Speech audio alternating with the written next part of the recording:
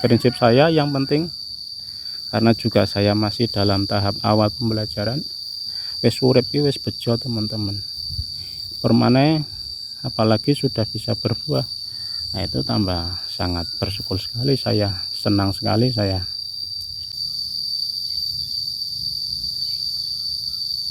Assalamualaikum warahmatullahi wabarakatuh. Jumpa lagi teman-teman. Ini saya sekarang berada di kebun durian saya yang pertama kali saya tanam, teman-teman. Lokasinya di dekat dengan rumah mertua saya. Jadi dari rumah saya itu agak jauh, teman-teman. Saya kesini melakukan perawatan pohon durian itu sebulan sekali bisanya, teman-teman, karena jaraknya cukup jauh. Perjalanan dari rumah saya ke sini itu sekitar 2 jam. Jadi ya usaha maksimal saya terhadap pohon durian di sini itu cuma sebulan sekali, paling cepat 3 minggu sekali. Teman-teman, di kebun ini saya tanam pohon durian, tapi sering di kanan kiri itu dibarengi dengan tanaman ini, teman-teman, tanaman pohon singkong, ketela pohon. Nah, muncul pertanyaan, apakah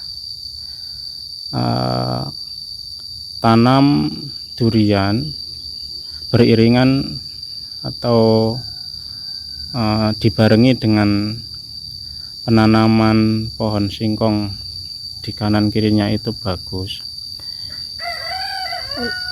Ada kekurangan dan kelebihan, teman-teman. Saya mulai dari alasannya, kenapa saya tanami pohon singkong atau ketela pohon di sebelahnya. Alasannya gini, teman-teman, saya kan ke kebun durian ini sebulan sekali, jadi perawatan itu kurang maksimal. Adanya pohon singkong itu kekurangannya memang mengganggu, teman-teman ya. Kekurangannya itu memang mengganggu terhadap perkembangan pohon durian. Karena apa? Pohon singkong itu kan kalau besar itu kan nanti tumbuhnya tinggi, teman-teman. Itu bisa lihat sendiri yang sebelah sana. Nah, itu contoh pohon durian yang sebelahnya itu ada pohon singkong dan cukup tinggi pohon singkongnya. Bahkan tinggi pohon singkongnya itu bisa mencapai hampir 3 meter. Nah, itu memang mengganggu karena apa? Satu, ketika matahari bersinar saat siang hari, itu ada beberapa bagian daun durian yang tidak tersinari oleh cahaya matahari, dan itu sangat mengganggu terhadap fotosintesis dari pohon durian, kurang maksimal hasilnya nanti. Kemudian ketika hujan itu juga kondisinya itu lebih lembab, teman-teman. Kondisinya itu lembab, jadi kalau tidak antisipasi itu cukup bahaya, karena kalau lembab itu nanti banyak tumbuh jamur, akarnya itu bisa busuk, dan kalau busuk nanti pohon duriannya bisa mati, teman-teman. Lah terus ada keuntungannya juga, teman-teman. Ada keuntungannya. Keuntungannya itu apa? Saat musim kemarau itu dengan adanya pohon singkong yang tumbuh tinggi, nah, itu otomatis bisa menjaga kelembapan air, teman-teman, kelembapan tanah yang di bawah, jadi bisa mengurangi penguapan. Makanya ini di sini itu di kebun sini saya belum terpasang sistem irigasi penyiraman yang baik, teman-teman. Dulu malah pakai, kalau nyiram pakainya ya cuma pakai ember, dan itu cukup melelahkan dan tidak maksimal. satu pohon paling dikasih 1 ember, itu kan tidak maksimal. Tapi alhamdulillahnya di sini, di kebun sini saya tanam 25 pohon, itu tidak ada yang mati teman-teman, semua terselamatkan.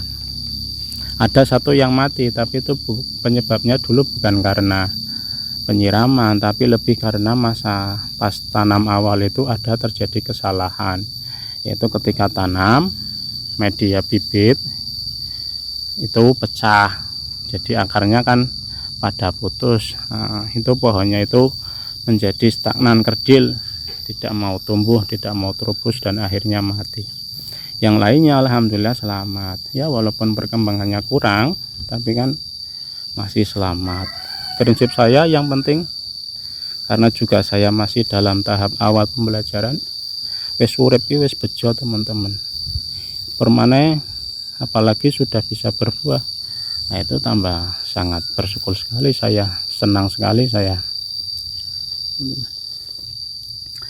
Nah itu kelebihan dan keuntungannya teman-teman. Jadi kalau musim hujan itu rawan lembab, tapi ketika musim kemarau menjaga kelembapan.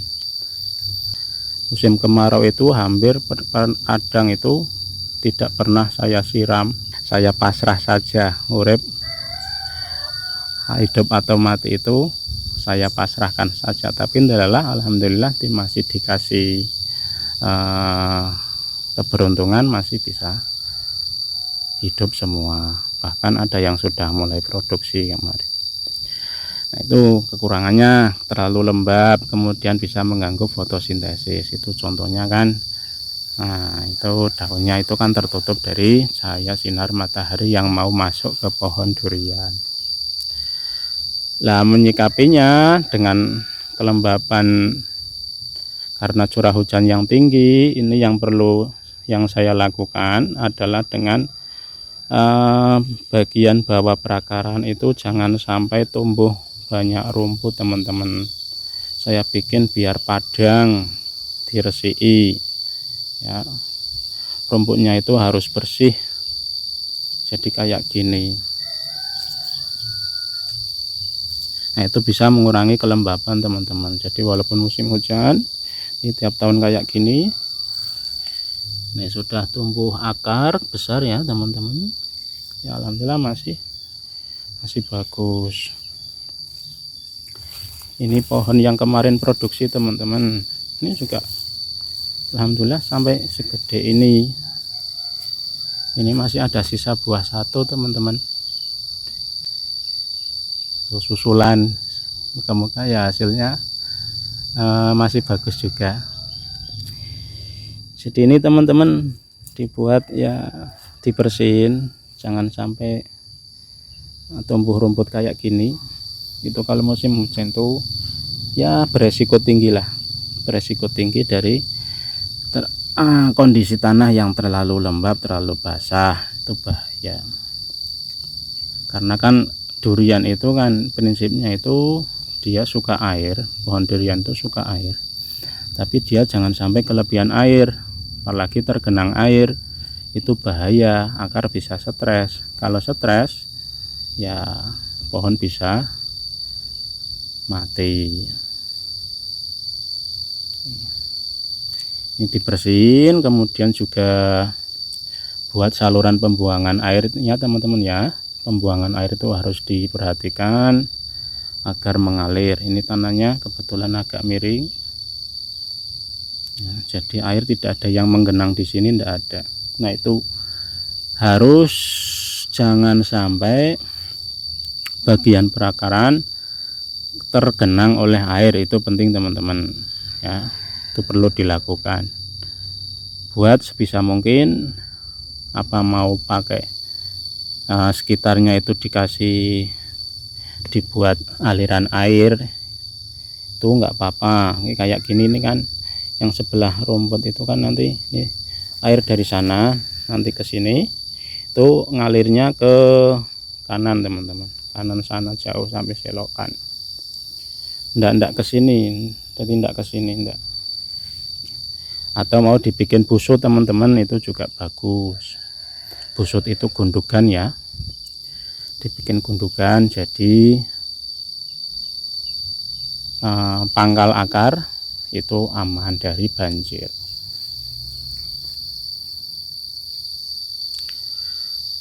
Oke ya, itu teman-teman.